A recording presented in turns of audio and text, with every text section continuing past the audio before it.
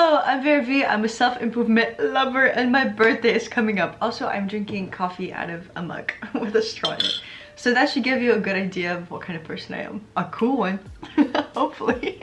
Anyway, so as I mentioned, I think I did. My birthday's coming up on March 26th. I'm turning 19 years old. And here are the top 7 lessons that I learned this year. In my year of living. In my rotation around Earth. Lesson number 1. The healthy lifestyle is worth the commitment. At the moment, I wake up at 5 a.m, I journal, I meditate, I do my positive affirmations, I get myself ready for the day. I get myself set up for the day. That is so important because that makes me start it off on the right foot. When I have my morning routine solidly in place, I've never felt happier. I've never felt more free. I've never felt more confident in myself in what I'm doing. That's not to say that I don't have my little slip-ups, because obviously I do.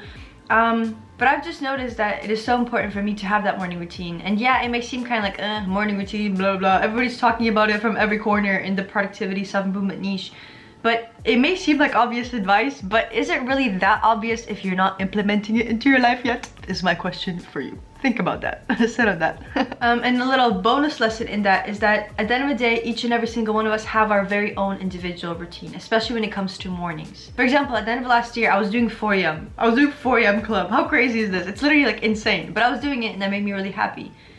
And now I'm like, okay, let's chill down to 5. So we're here. And is it a commitment to go to bed by 9, by 10, to wake up at 5? Yeah, it is. Is it worth it? Every single second. Now, lesson number 2, número 2.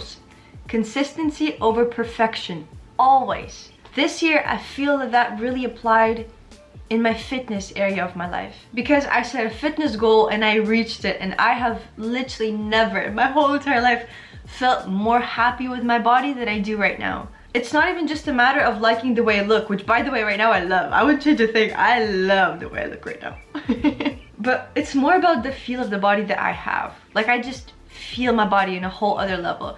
It is so easy for me to run. I'm very flexible. I'm strong. I just love every single aspect of my physical being. And I got here and I reached my goal in fitness, which was to feel lighter. Not by being perfect and eating 200 grams of protein per day with a side of broccoli. I don't know. No, not like that. It's because I was consistent. There's this quote I want to share with you, and it is that done is better than perfect. It is okay not to have a rigorous 90 minutes all-in workout. It is okay to just show up for 10 minutes. But it's better to show up for those 10 minutes than not show up at all. You see what I'm saying? Lesson number 3, everything in its own time. Exactly 1 year ago, I was feeling so lost and I was really trapped in negative thinking. And I've just graduated and I honestly did not really know what I was going to do after. I thought I had an idea, but then I wasn't entirely confident in it, you know? So I had a lot of existential crisis, breakdowns and meltdowns.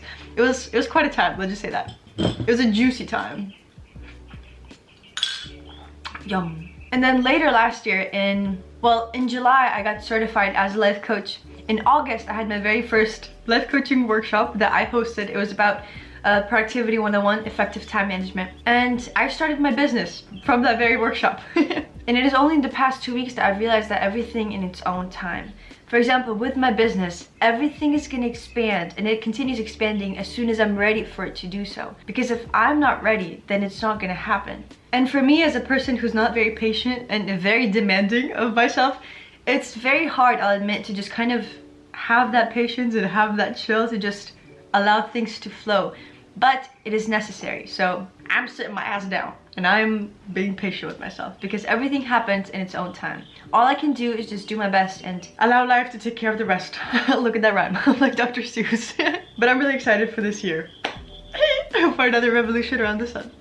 Lesson number 4. You attract the energy that you put out. This year, I and you and us together, we have built an incredible community, primarily on Instagram, a self-improvement community of over 111,000 individuals total. Ah! That's a lot of people, huh?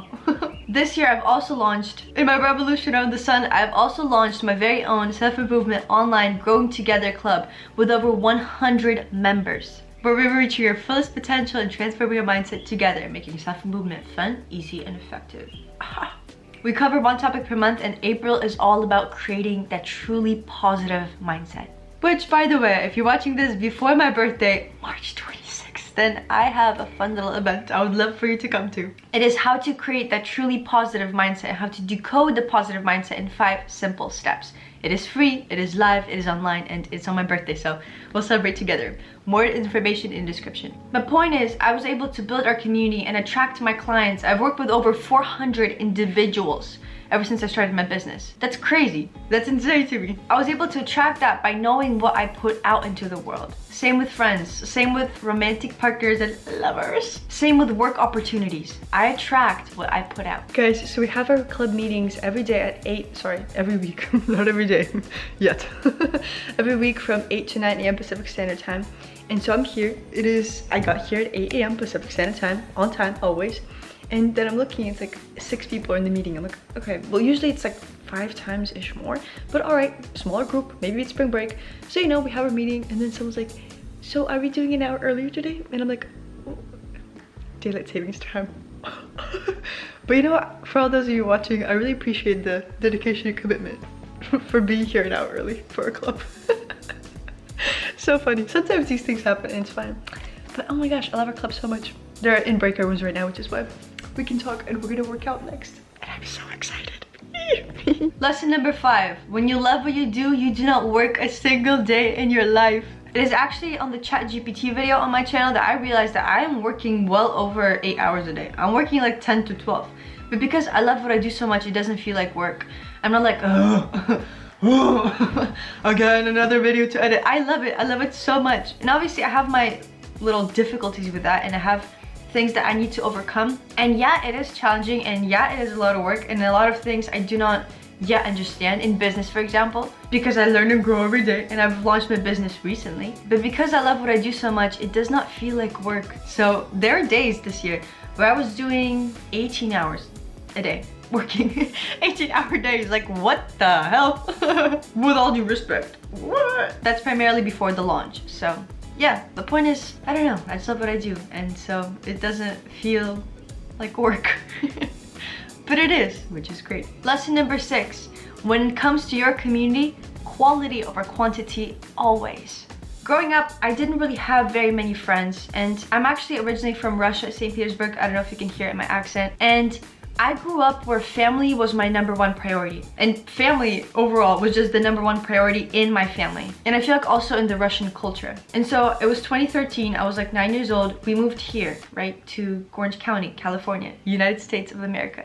And I feel like the culture here is very friends based. It's like, oh, friends, friends, friends, friends. If you don't have friends, you suck, you know? That was a very harsh way to put it, but you know what I'm saying? And for me, family was always closest. So I grew up feeling kind of like I didn't belong because I never really had that many friends, and I didn't really want to that much. At some point I had no friends, and that was depressing. That was a low point for sure. But once I started meeting new people and connecting with them, even like right now, I do not have that many very close friends. I have people I know and I can always hang out with, but people that I consider genuine friends, I can count them on one hand. You know, because my best friends are my family. My sisters, they know the tea that the world will never see. You know what I'm saying? Sisters group chat. Yesterday, in fact, the tea was piping hot. Let's just say that. Same with my parents. My mom and my dad, I tell them the same exact tea that I told my sisters because I'm just close to them, you know? And so growing up thinking like, oh, to be socially successful, you need to have 20 billion bajillion friends. That's simply not true. And it's really been solidified for me this year. Quality over quantity.